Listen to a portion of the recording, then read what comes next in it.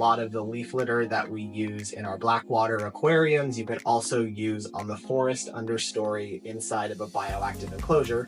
I have recently set up 2 new vivariums behind me. This one is going to contain 5 Ranitomeya Fantastica true nominal, and in this one I'm going to be getting a trio of Oophaga, pumilio, gold dust, Bastimentos.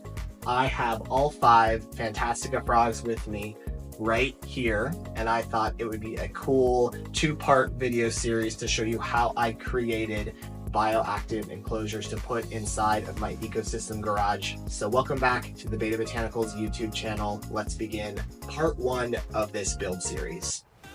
Everything that I will be using throughout this 2-part build video will be linked in the description below, and if you do see a link to C and M terrariums, you can use code BETTAB and get a little discount taken off your order of a conversion lid for bioactive vivariums. They have lids for Exo Terra as well as Zoomed enclosures.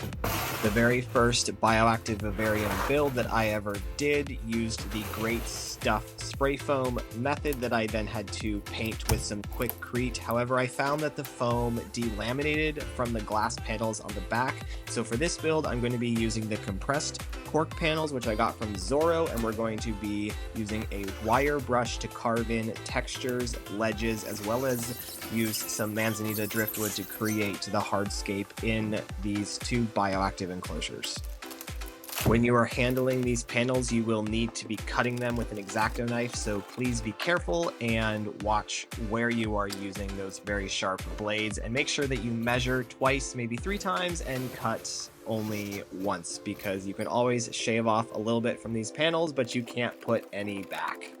Out of the box, these panels are incredibly dry, but I noticed that after about a week inside of your bioactive enclosure with daily mistings, I'm using a Mist King system.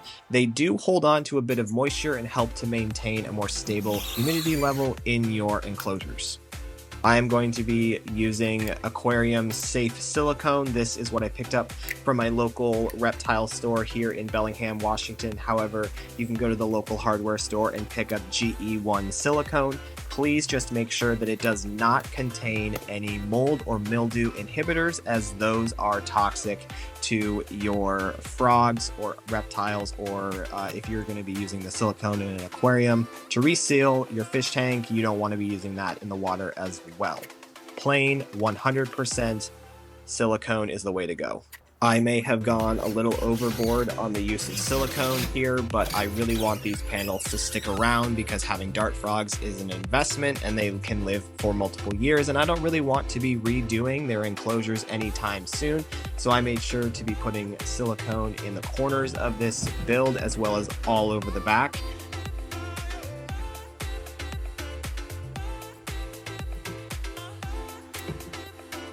As you can see, these panels are really easy to cut and mold to the shapes that I need to fit the dimensions of this 18 by 18 by 24 Exo Terra enclosure.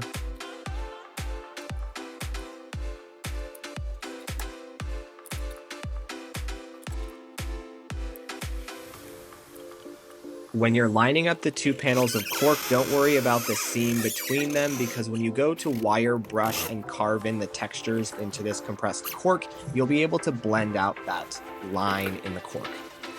I forgot to do this on my first bioactive vivarium build in my 18-18-36 enclosure, but you want to save the chunks you are going to accumulate from carving these panels, because when you go to install your manzanita wood and use spray foam to affix it onto these cork panels, you can just throw the chunks of this cork panel onto the wet spray foam, and it will help to blend in the textures and hide that foam. This is the messiest part of the entire build. Please wear a mask, because the fragments of this compressed cork panel, which you're going to be grinding down with this wire brush, should go absolutely everywhere. You might even want to wear earplugs, because I found cork inside my ears as well as in my pockets. So just be cautious, wear a mask, and don't get this stuff in your lungs. A word of caution, since we are using a fast spinning wire brush and this is a glass enclosure, as you carve deep into this compressed cork panel, the brush and drill has a tendency to kick as it catches on the compressed foam that's being ground down. So you're going to need to hold tightly onto the drill with two hands, and you're going to need to get a feel for how the drill behaves depending on the directions you are pulling or pushing the drill to carve in these panels. There were a couple times that I was carving down this cork when the drill caught harder than I was expecting, and I was worried that I had accidentally broken the glass, and we just want to avoid that entirely. Here I am putting the fragments of the cork into a bucket to save so that I can apply them to the wet Great Stuff spray foam that we will be using later on in the build. This enclosure is going to get coarse filter sponge for the drainage layer. This is a new method that a lot of dart frog enthusiasts are using because it helps to keep the cleanup crew in the leaf litter layer, which sits atop the spray foam, instead of having the cleanup crew deep in the soil substrate that you might be using. Why is this beneficial? Well, it helps to keep the dwarf white isopods and the springtails actually accessible in the leaf litter for the dart frogs to be snacking on in between your feedings of fruit flies. The hardscape of this bioactive enclosure is going to be some starwood manzanita pieces that I have. Usually I have these available on Botanicals.com, as what you see is what you get pieces of wood. So I have a lot to play with, and I wanted to make sure that I had the right setup for this enclosure, which is going to be holding the Oophaga, pumilio, Bastimentos gold dust, and I wanted to have a lot of ledges for them to climb on, as well as areas for me to affix plants to, because I will be adding bromeliads into this enclosure. I don't know why, but it is so hard to find this black Great Stuff spray foam. Usually you have to order it online. Luckily, my local reptile store had it. If you can't find this locally and you don't want to order it online, you can use the other colored foams available at your hardware stores. Just make sure that they do not contain any mold inhibitors or pesticides. You want to use just 100% spray foam. If you're using the yellow kind though, you are going to need to cover that with silicone, and then you can use some of the dust fragments that you accumulated when you were using the wire brush on the spray foam, or you can apply the 100% silicone as well as some coconut core and sphagnum moss. That is another popular method that people will use for building the backgrounds on these enclosures. So I'm just going around, and all of the points where this starwood manzanita is connecting to the compressed cork panels, I am just adding in a bunch of this spray foam and then covering it in those dust fragments to hide, because the spray foam is a shiny texture and contrast with the background, and I want to hide it a lot better. It is a good idea to lightly compress these fragments into the foam so that they do stick better.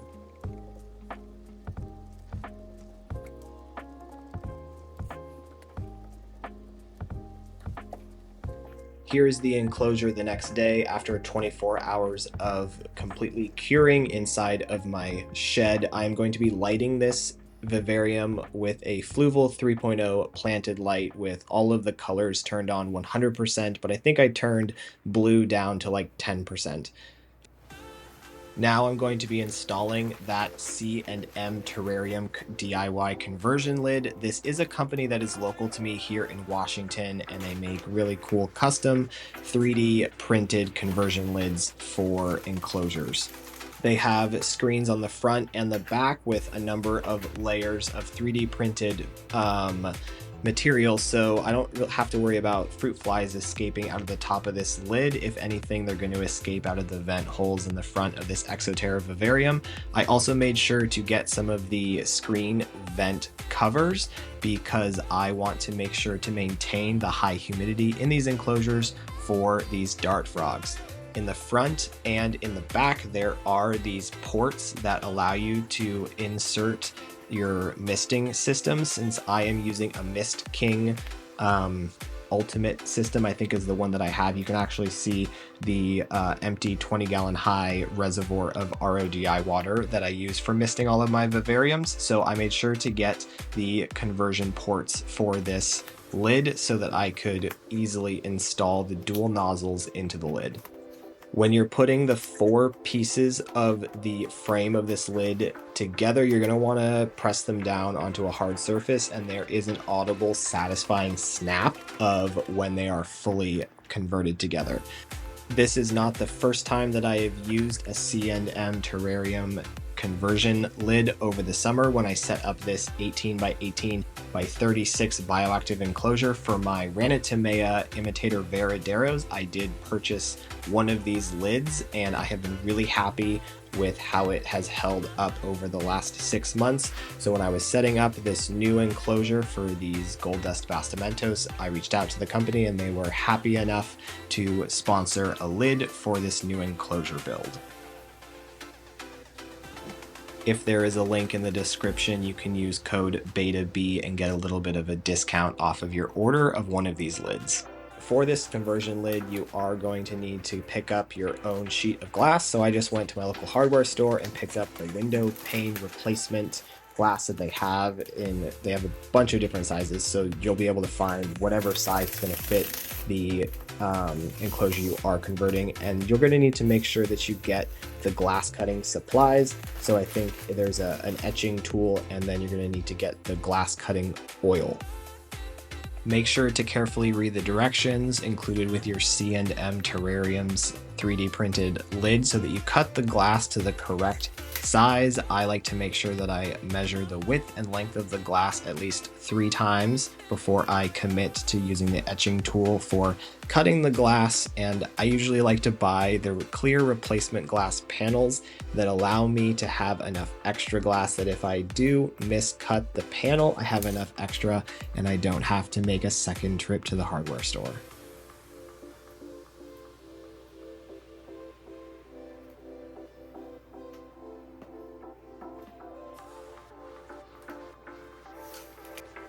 The actual cutting blade on the glass etching tool isn't directly on the edge of the tool itself, so I like to make sure I line up before I commit to etching all the way across the glass.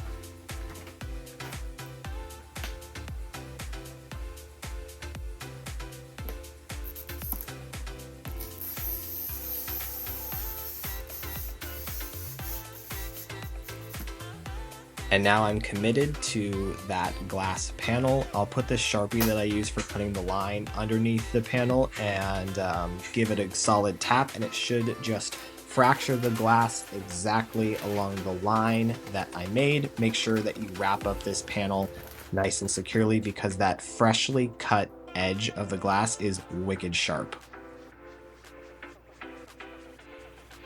Before I commit to cutting the other length of the glass panel, I like to make sure that it fits inside of the lip of this 3D printed lid. There is a little wiggle room, so if you are off by 1 millimeter or so, it should still fit into this conversion lid.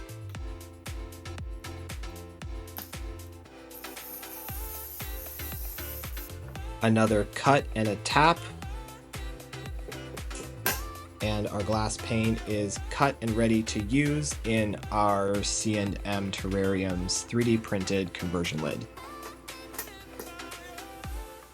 Here are those vent blockers that I'm going to use to help keep more humidity inside of the bioactive enclosure. I like to leave the vents on the back of the terrarium open so they get an inflow of air from the front of the Exo Terra enclosure and then exiting on the back of the top of the enclosure. This conversion lid has some press-in brackets that you will use. This just holds the glass panel inside of the lid and helps to add some more structural support to this. Make sure that you are pressing these in carefully and not accidentally hitting the glass pane, because if you hit the glass pane, it's going to crack.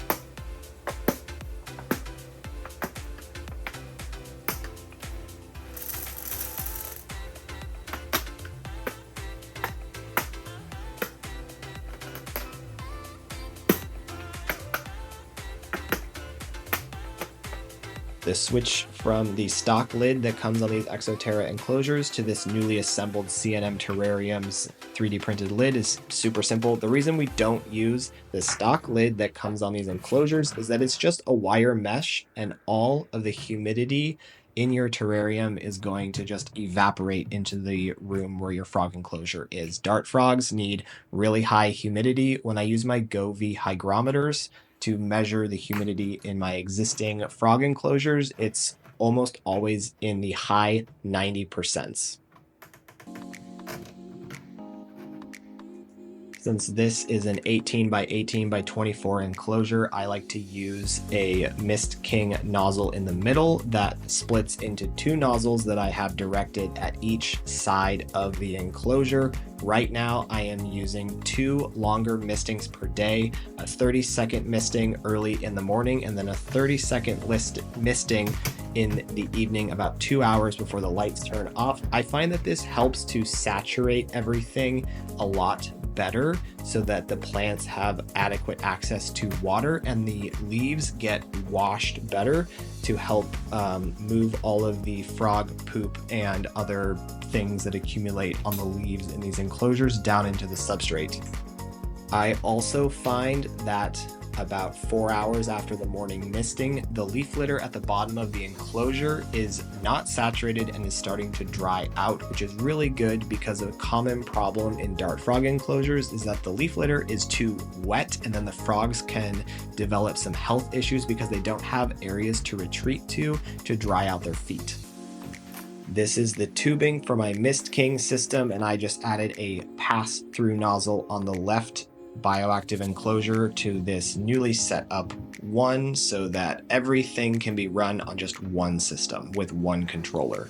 All in all, building this bioactive vivarium this way using the compressed cork panel and the coarse filter sponge as the drainage layer was a lot simpler than using the spray foam background that I had to then carve and then seal with paint and wash until the water wasn't foamy anymore. I really like that the color of this cork is brown out of the gate. I don't have to worry about painting over it with a more natural color, and I do love the textures. And would you look at that, I went ahead and completed the left enclosure as well. The next step in our bioactive build journey is adding in plants together and then those frogs. Make sure you're following the Betta Botanicals YouTube channel for part 2.